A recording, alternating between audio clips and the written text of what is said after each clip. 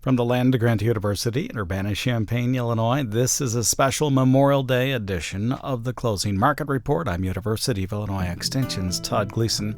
I like to travel, so throughout the day today, we'll visit some interesting places across the planet, and of course, we'll take a moment to honor the war dead, those who have fallen in service of the United States of America. Our travels will take us to Europe, and we'll be in Ypres, Belgium, and then we'll come back to Atlanta, Illinois, and Ypres will visit the last post that has been blowing there since 1929. Each and every evening, no matter how many people are at the Menin Gate or what the weather might be, the folks there gather to honor those who served the globe and fought in World War I. And then we'll make that trip back here to Atlanta, Illinois to visit a really cool grain elevator if you have not taken time to make the drive to Atlanta. That's in Logan County, Illinois, between Springfield and Bloomington, and you'll find it right there on Interstate 55, Historic Route 66, if you prefer to travel the Mother Road. And we'll visit there and tell you all about how that historic landmark was brought back up to working standards so that it could be a showplace for people to see how grain elevators used to work and the reasons that they were located along railroads. We'll do that right here on this Memorial Day edition of the Closing Market Report from Illinois Public Media. Todd Gleason services are made available to WILL by University of Illinois Extension. It's Memorial Day. You're listening to the Closing Market Report from Illinois Public Media. I'm University of Illinois Extension's Todd Gleason. Today we set aside as a nation as a time to remember and honor those who have fallen in service of the United States. Memorial Day began, by the way, as Decoration Day just 3 years after the Civil War ended. That's when the head of the Organization of Union Veterans, the Grand Army of the Republic, established Decoration Day as a time for the nation to decorate the graves of the war dead with flowers. Major General John A. Logan declared that Decoration Day should be observed on May 30th. It's believed that date was chosen because flowers would be in bloom all over the country. A stone in a Carbondale, Illinois cemetery carries the statement that the first Decoration Day ceremony took place there on April the 29th, 1866. It makes some sense. Carbondale was the wartime home of General Logan. Approximately, though, 25 places have been named in connection with the origin of Memorial Day, many of them in the South, where most of the Civil War dead were buried. However, the official birthplace was declared in 1966. Congress and President Lyndon Johnson declared Waterloo, New York, the birthplace of Memorial Day. There, a ceremony on May 5, 1866, honored local veterans who had fought in the Civil War. It wasn't until after World War I, however, that the day was expanded to honor those who died in all American wars. In 1971, Memorial Day was declared a national holiday by an act of Congress, though it's still often called Decoration Day. It was then also placed on the last Monday in May. To ensure the sacrifices of America's fallen heroes are never forgotten, in December 2000, the U.S. Congress passed and the President signed into law the National Moment of Remembrance Act. The act encourages all Americans to pause wherever they are at 3 p.m. local time on Memorial Day for a minute of silence to remember and honor those who have died in service to the nation.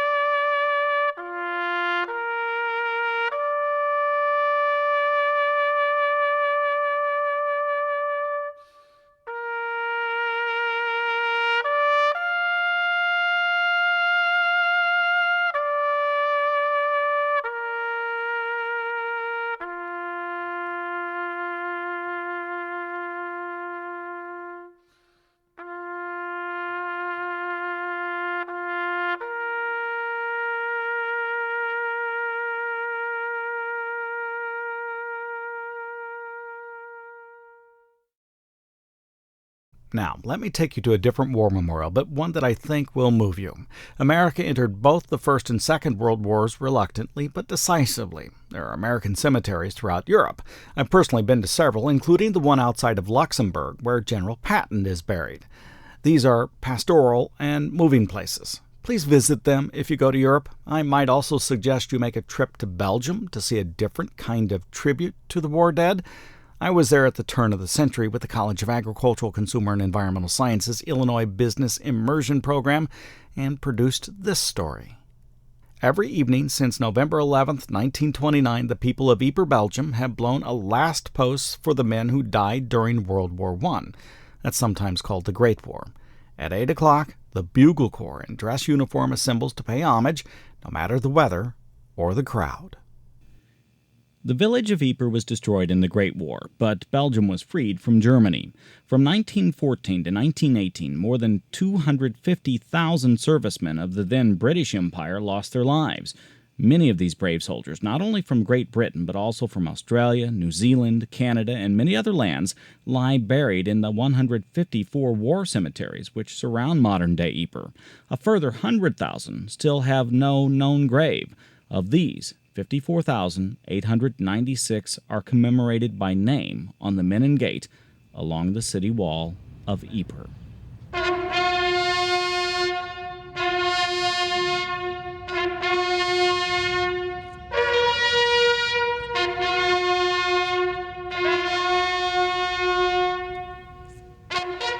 Every evening since 1928, the last post has been sounded beneath the great concrete arches of the Menin Gate. This tribute is played in honor of the men who fought and died at Ypres during the First World War. These men have been chosen because their lives and deaths can tell us something about a terrible conflict in which they were involved. A conflict which shaped the course of the 20th century and which still has an influence on all our lives even today.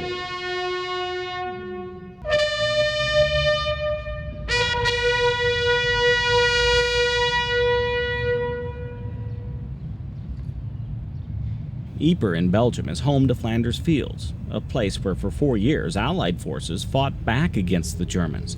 The trenches here, the entire battlefield, was filled with mud. When it dried out, red poppies bloomed. We buy them every Memorial Day to honor the men who died for Belgium and the world. It is a way, a reason, to remember their stories. These stories are stories of mud and blood, of unspeakable suffering and limitless human endurance. However, there are also stories of courage and devotion to duty, of comradeship and self-sacrifice.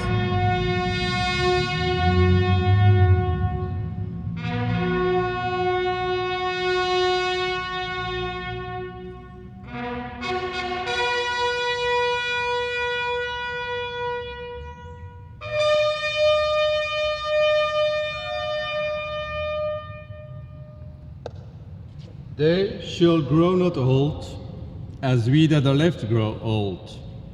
Age shall not weary them, nor the years condemn.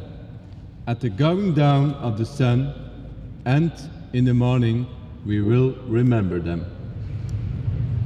My uncle is buried out here somewhere.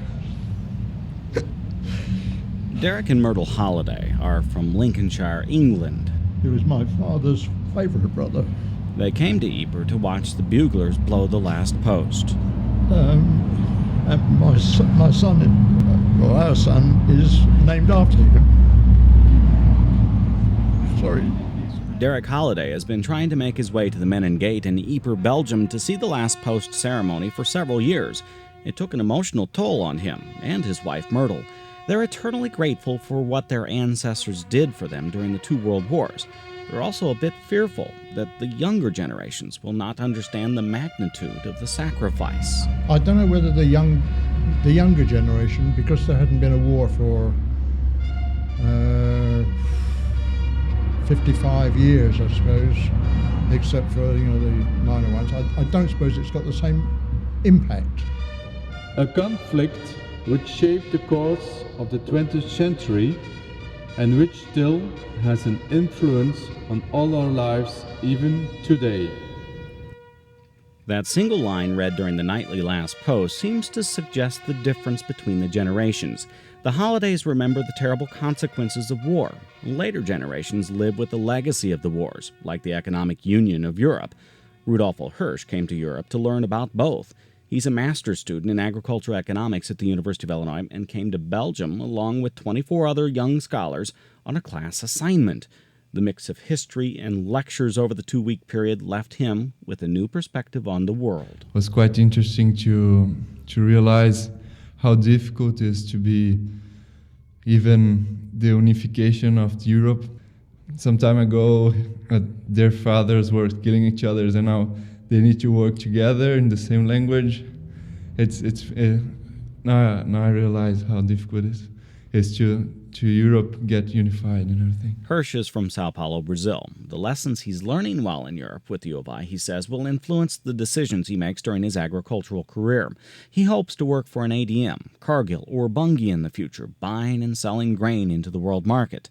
The lessons learned through his classwork under the direction of U of I's Hamish Gow show Hirsch a glimpse of how Europe is organized and why it's tied together economically, if not always culturally. The internal barriers here are deep. Germany still scares some. England stands as the one-time empire builder, and France the cultural maven. They are separate nations, separate cultures, bound together by common economic interests and history. Europe, the Union, balances these competing interests, but it isn't often understood why. The U of I students have a better chance at contemplating this sometimes fragile relationship. In Ypres, Belgium, I'm Todd Gleason.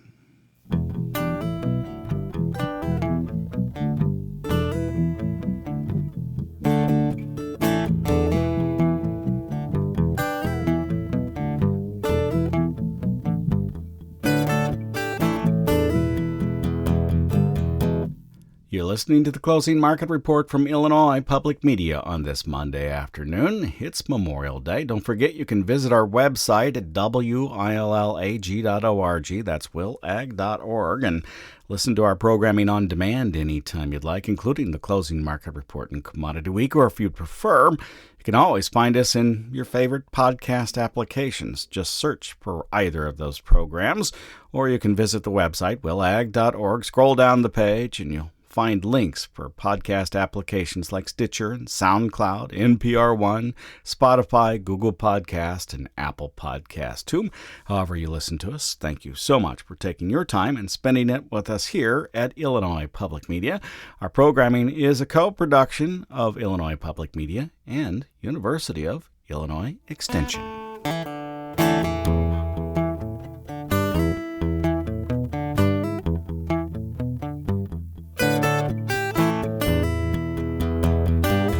What do you say we continue our travels now? Because it is the beginning of summer and you'll be looking for places to go. Europe might not be on your list, but there are things that are a lot closer to home. In fact, right there in Atlanta, Illinois, there's a grain elevator that was built back in 1904 and it was closed in the mid-1970s. But in the mid-90s, 1990s that is, the townsfolk decided to save that aging building, and now it's on the Registry of Historical Places in the United States. I'm Paul A. Adams from Atlanta, Illinois. In about 1869, this east-west alignment of a railroad that extended from Terre Haute to Peoria was under construction, and the railroad promoters pointed out that why should these farmers around Atlanta be shipping their grain to Chicago and then transporting it back down to Peoria, Illinois to be processed at the mills and so forth. Well, this building is a little bit unique in that it in the early 1900s was a transition of trying to handle grains more in a bulk medium instead of sacking it up in sacks and moving it around or handling it so much. This was a mechanization of the handling of grain. Farmers normally stored their ear corn along in January and February of the year when the corn had dried out some in the cribs. It was possible to shell the corn and deliver it to central elevators such as this for transshipment to Decatur, Chicago, Peoria, and places like that. I think that one of the things that we don't quite remember clearly is that not many people stored grain in elevators at that time like we do now, because the corn, in order to keep, when it was harvested in the ear, was probably 20 to 22% moisture, and the only way we had to dry it out was to put it in ear corn cribs, and the air flowing through the ear corn cribs dried the grain down sufficiently to get down, say, to 15-16% moisture level, and at that level it was possible to bring grain in and hold it a little bit in storage.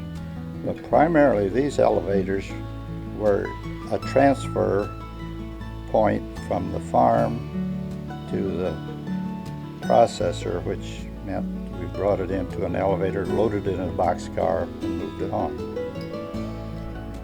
This building appeared to be in rather sad shape, but the only parts of its sad shape, in my opinion, was the siding was well weathered, and some of it was off, and the roof wasn't quite in good shape. But structurally inside, this is built to stand and stand.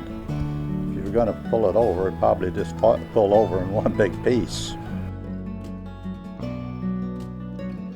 Dean May was really interested, one of the first ones that really wanted to save this elevator. The town was going to burn it down for a fire project, training project, and a group of us got together and we just decided to form an organization, and we did, and it's Atlanta Preservation Council, Atlanta Historical Preservation Council. We did save the elevator. The city gave us the elevator because it had come to them. And eventually we were able to get a grant, and it was a matching grant. And we went out, solicited the people, and they helped us. We got very little money from big organizations or anything. We got very, very little.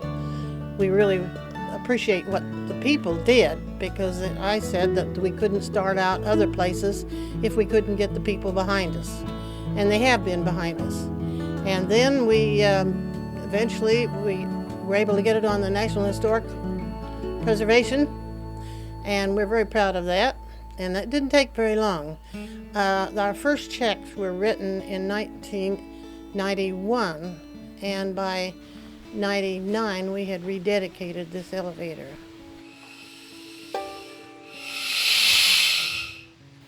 The engine came from the Eminence Grain and Coal Company, which is about 3.5–4 miles out of town, and it was restored by Dean May, and he put it back in really wonderful condition, and that's how it got here.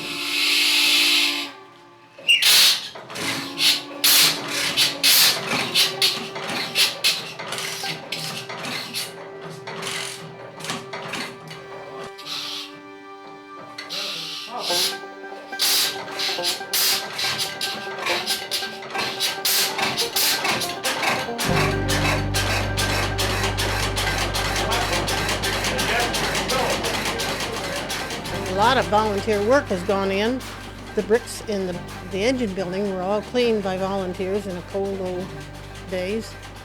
And we've had a lot of people volunteer their help on laying bricks and carrying mortar and fixing windows, and we have tried to keep it as historically as possible.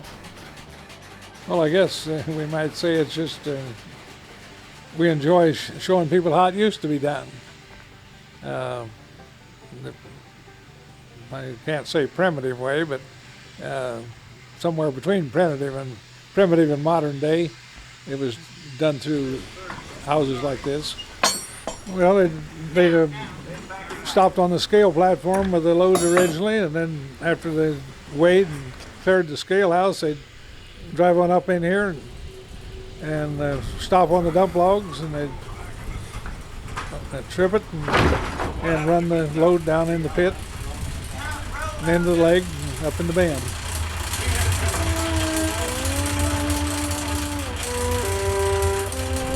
The scales came from out in the country, and I was just riding my bike in the morning downtown, and there were 4 people walking around, and I had a feeling they had been from here, and I stopped and visited with them. To make a long story short, we came over in the afternoon, and the scales in the scale house was from a farm out in the country, and they didn't know their dad very well because their parents had divorced. And when they looked down in the scales, there was their dad's name with grain that he had brought to that farmer. And he had kept all the list of grain and the weights. And I soon saw tears in their eyes. The City Hall and the library, when they're open, you can always get someone there to call one of us who have a key to open it and show you around. It's always open during June, July, and August on Sunday afternoons from 1 to 3. But if anybody comes through, most people in town know who to call and get the elevator open. And I ride my bike around a lot, and I've gone home and gotten the key many a time and brought people down here, and I've had a wonderful time showing the elevator.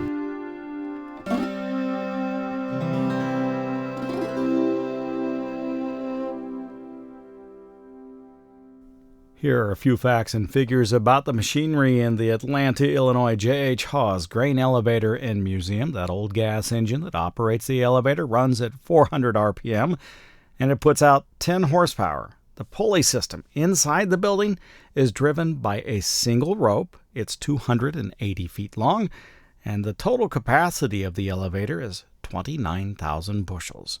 Our story comes to each and every year permission of Marge and James Coleman and Paul A. Adams.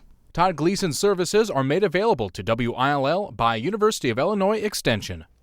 I truly hope you have had a great Memorial Day and spent it with your family, and look forward to talking to you the rest of the week about the commodity markets. You can always check those out on our website at willag.org, willag.org. There you'll find our daily programming, this program, the Closing Market Report, our weekly program, Commodity Week, and information from the agricultural economist, crop scientist, and animal scientist here on the Urbana-Champaign campus of the University of Illinois. It's all at willag.org, willag.org. I'm University of Illinois Extension's Todd Gleason.